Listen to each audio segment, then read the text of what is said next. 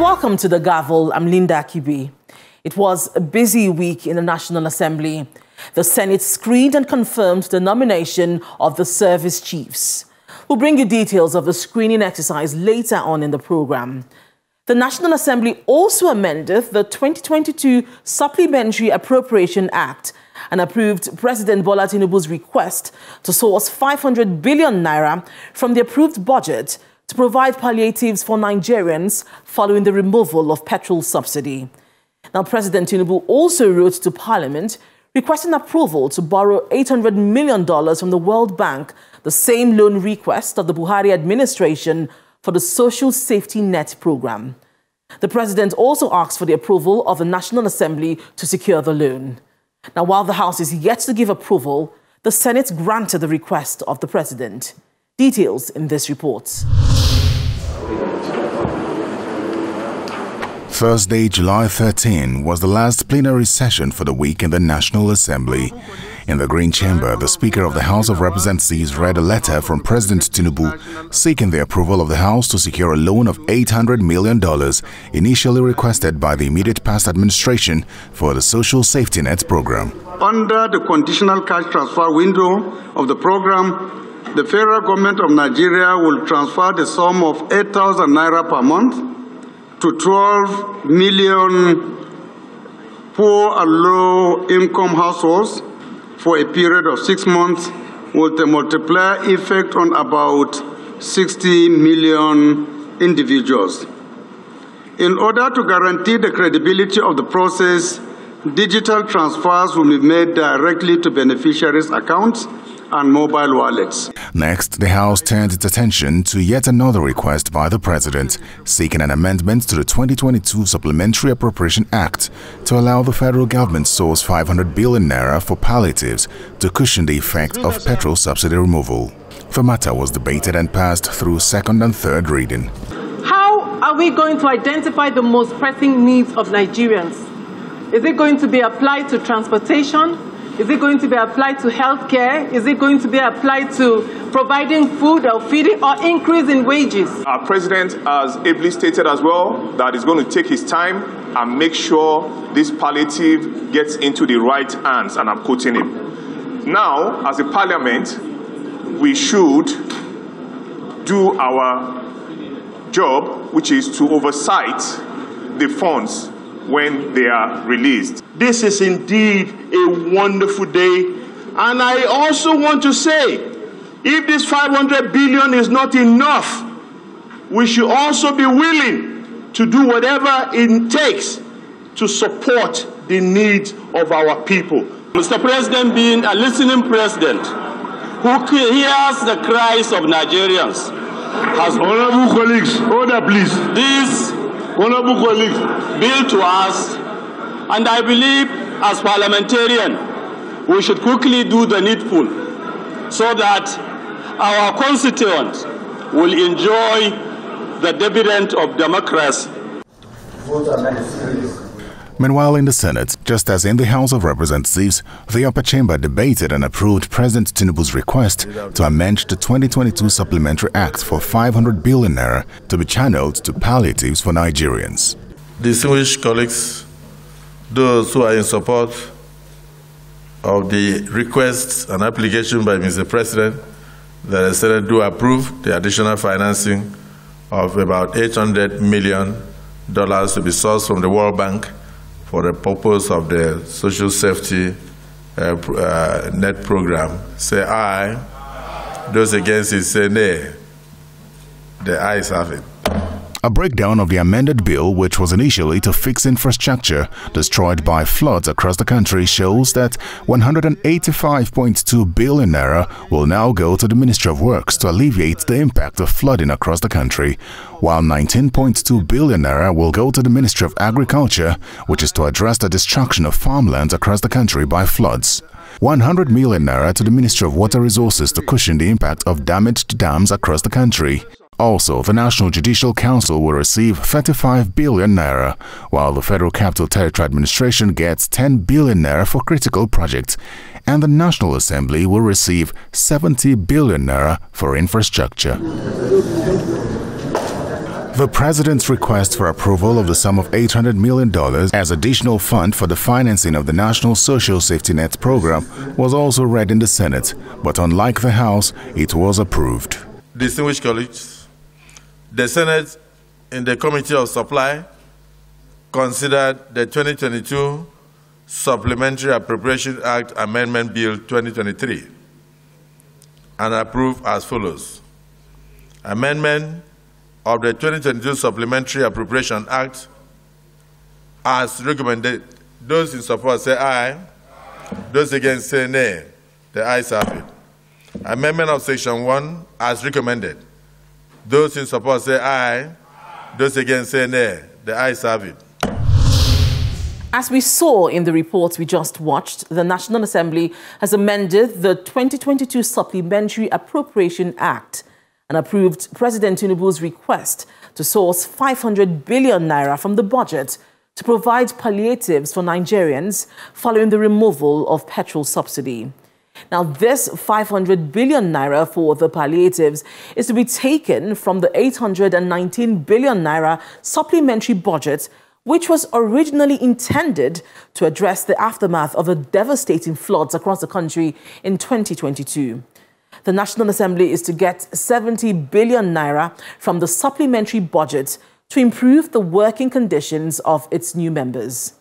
We had a chat with a lawyer and the executive director for the Center for Social Justice, Mr. Eze Onyekbiri, to discuss the implications of the passage of the supplementary budgets. Something is wrong with this process that talks about implementing the 2022 supplementary budget in the second half of 2023.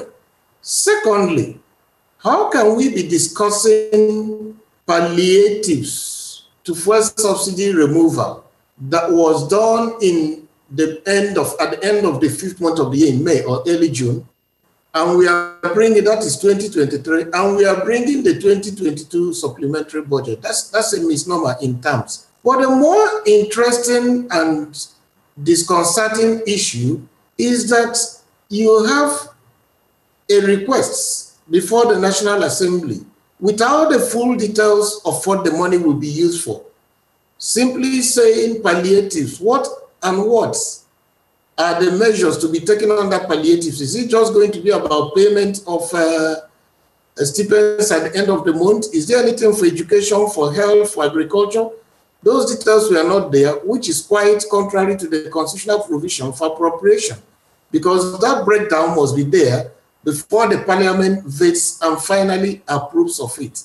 And of course, we are discussing a process that started and ended under a space of a couple of minutes or hours. First reading, second reading, third reading, and then the stamp goes up or the gavel goes up, and there you have the new law.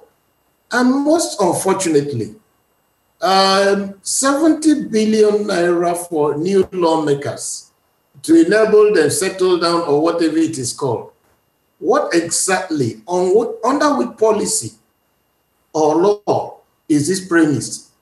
Already, they had a vote in the 2023 federal budget of monies that are accrued to them under the rules made by RAMFAC and approved by the National Assembly, and the judiciary was awarded 35 billion. So it's like the executive somehow, with the support of the National Assembly, is virtually settling the other two arms of government. Maybe the impression we get is that they can look the other way while the executive acts with impunity. Because one does not understand why this should be so. At a critical point that people are so poor and wretched and are struggling to make ends meet, that you should have the National Assembly take away this kind of humongous amount of money without details of what they want to use it for.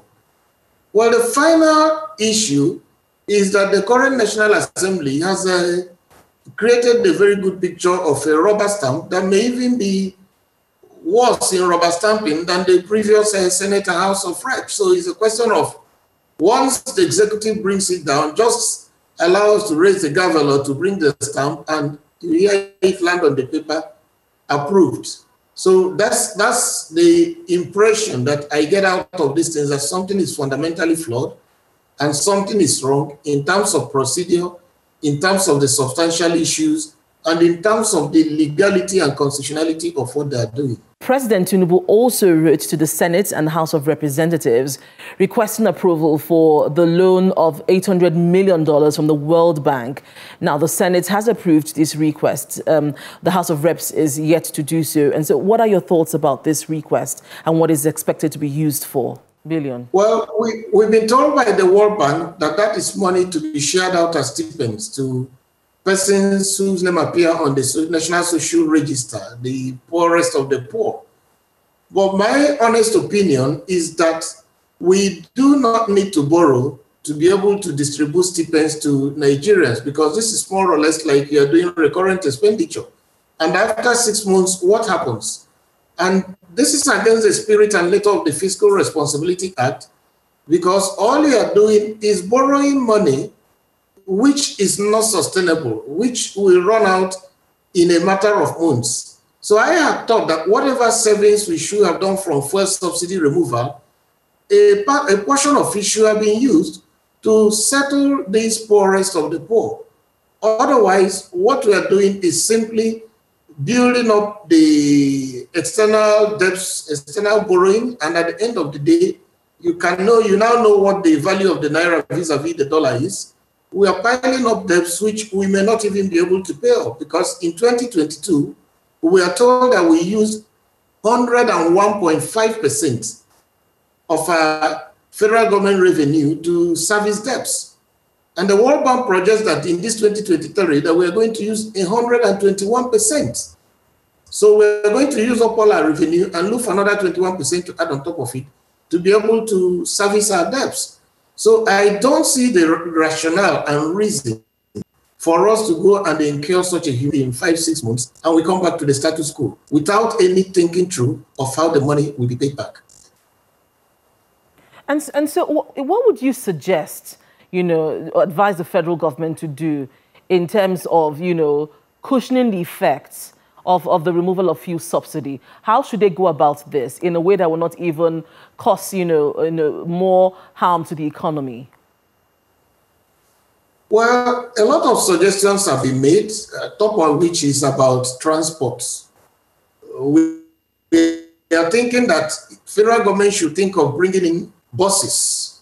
I mean, from companies assembling and manufacturing those buses in Nigeria so that you can create jobs and also increase the ability to pay corporate income tax that run on compressed natural gas, which they say is quite cheap and can still give us transport fares of the level we're enjoying before the removal of the first subsidy. So you use one stone of making transport cheaper to create more jobs and create more taxes for the government of the day. That's one. In areas like agriculture, they've mentioned about bringing more seeds, seedlings, and inputs for farmers to be able to go back to the farms. But as well, we all know that you need to stabilize the security situation before farmers can effectively go back to the farms. And then you come to the health sector. You have seen that so many Nigerians are not able to access health care because they are too poor to pay the bills. Out-of-pocket expenditure is about 70.2% of overall health expenditure in Nigeria. And you have state health insurance agencies, National Health Insurance Authority, with packages that can cost about 15,000 a year as premium, and about 45 to 60,000 for a family. So I should expect that the federal government should pick up a good number, 5 to 10 million of these people on that National Social Register, give them social health insurance, put in more money through the Basic Healthcare Provision Fund, so that, for instance, in a year, they can be sure that their health is covered. So this is going to give them access and also going to reduce the money they would have spent otherwise if they had healthcare challenges. So we mentioned transport, we mentioned food, we mentioned the health sector. You could also put these things into education. You could also put these things into housing. So there are quite a number of ways that these palliatives could touch the poorest of the poor. Welcome back to the gavel. The Senate confirmed the appointment of Nigeria's service chiefs after a screening exercise at the National Assembly on Thursday, July 13th. The exercise, which lasted for nearly 2.5 hours, was held behind closed doors. But before the executive session, the service chiefs gave brief presentations of their career paths and, more importantly, what they will be offering in terms of addressing the security challenges in the country. The Senate saved the screening of the service chiefs for the last plenary session of the week. Although there was no announcement that the exercise was to hold on Thursday, there were indications before plenary started. President Bola Tinubu had written to the Senate requesting that the upper chamber confirm the nomination of the service chiefs. After senators are seated, the majority leader requests that the Senate allow the service chiefs enter the chamber. Once settled inside the chamber, the heads of the nation's armed forces introduce themselves and briefly highlight areas of focus to improve security in the country. Starting with the Chief of Defence Staff. Under my watch, the armed forces shall continue to serve the Nigerian people dutifully and in line with the Constitution of the Federal Republic of Nigeria and other extant provisions of the laws of the Federation. Next was the Chief of Army Staff. The volatile, uncertain, complex, and ambiguous nature of our contemporary security environment makes leadership challenging and therefore demands new skills that are proactive, adaptive, and inclusive. When he was done, the new Chief of Naval Staff stepped up. In line with our statutory roles, which is the defense of the nation's territorial integrity from the maritime domain, I am fully prepared to carry out these roles. And finally is the Chief of Air Staff. With substantial but largely untapped strengths amid some vulnerabilities, it is therefore imperative that we devise strategies to leverage on our strengths and enhance operational output. Done with a brief introduction, the Senate goes into a closed-door session for the screening proper. The security nature of the questions to be asked is a reason often given for screening service chiefs privately. Nearly 2 hours, 30 minutes later, the screening ends and the Senate President discloses the decision of the House. The Senate thereafter approved the nominations of the following persons as Chief of Defence Staff and Service Chiefs for the Armed Forces of the Federal Republic of Nigeria. Is this a true reflection of what transpired in the Committee of the Whole? Some Nigerians see the screening of service chiefs as a mere formality because the National Assembly has at no time rejected any president's request to confirm the heads of the military. But some lawmakers tell Channels Television that the screening exercise was exhaustive. Coming out from the engagement with the service chiefs, we saw a commitment to serve. I see them working hard to arrest it. In fact, when the Chief of Defence Staff said they will have to arrive every section that is on crisis themselves. The confirmation of the service chiefs has been concluded, but the clock is ticking for President Bola Tinubu to send the list of his ministerial nominees to the National Assembly for confirmation, and he has to do this within 60 days of his swearing-in, which elapses within the month of July. Let's take a look at some legislative interventions in the National Assembly during the week. The Senate is to investigate allegations of corruption associated with the capturing and payment of newly recruited university staff under the Integrated Payroll and Personnel Automated System IPS. The upper chamber resolved to embark on this investigation after considering a motion by Senator Ifeanyuba, who says that in many federal government universities, staff employed as far back as 2020 are yet to be captured on IP's platform and are therefore not being paid their salaries. He reminded the Senate that the Academic Staff Union of Universities ASU had initially resisted subscribing to the IP's platform, which caused a huge disagreement with the federal government. But while the issue is still under contention, there appears to be some anomalies observed with the platform. Recent allegation of bribery, corruption and delay in capturing and payment of some university staff recruited as far back as 2020 through the IPs has called for urgent investigation. But a federal lawmaker calls for caution. It will be a sad day if we go into a matter and we just discover that we are just acting on the basis of social media. After a short debate, the Senate resolved to ask its Committee on Tertiary Institutions, when constituted, to investigate these allegations of corruption by IP's officials in various universities. Another motion was before the Senate, and it centers on concerns about the management of Nigeria's railway system.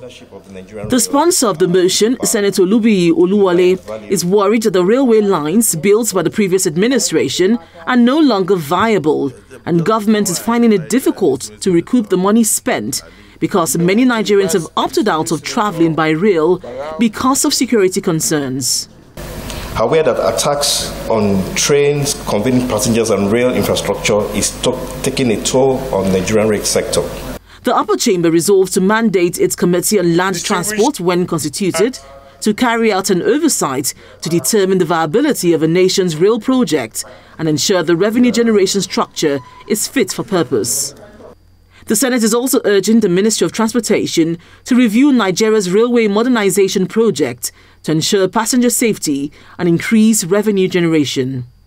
In the House of Representatives, a federal lawmaker representing Gusau Federal Constituency, Zamfara State, Kabiru Amadu, raised a motion of urgent national importance on the continued killings in Zamfara State. He says the state has become one of the worst hit states of the Federation with respect to the spate of killings and all forms of destruction, which has lasted over a decade. Representative Amadu wants the House to call on the Nigerian Armed Forces and other security agencies to, as a matter of urgency, flush out these criminal elements and restore normalcy in the state. To mandate the House to also call on the Nigerian Armed Forces to build military bases and also to mount more checkpoints in order to stop these incessant attacks from bandits. Civil society groups under the aegis of the Coalition of African Parliamentarians Advocacy are appealing to the media to capture the proceedings of State Assembly and National Assembly election petition tribunals. The convener of the group, Mr. Chibuzo Okereke, told a press conference in Abuja that the role of the media cannot be overemphasized in the Nigerian society, and capturing the tribunal proceedings is extremely important to keep Nigerians abreast of developments at the election petition tribunals. The fourth estate of the realm, which is the media, has unfortunately not shown the required interest in the coverage of the interesting proceedings at the National Assembly election petition tribunals. In constituency focus this week, we meet with a federal lawmaker representing Isoko North and South in the House of Representatives, Mr. Jonathan Ukodiko, and he tells us how he intends to engage with members of his constituency in the next 4 years.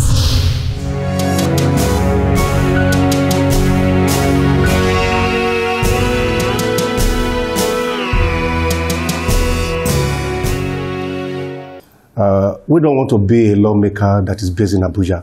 You know, that every time you are in Abuja, we are not going to do that. We are going to be going home from time to time to engage with our people, to interface with them, and at the same time to really look at what their needs are.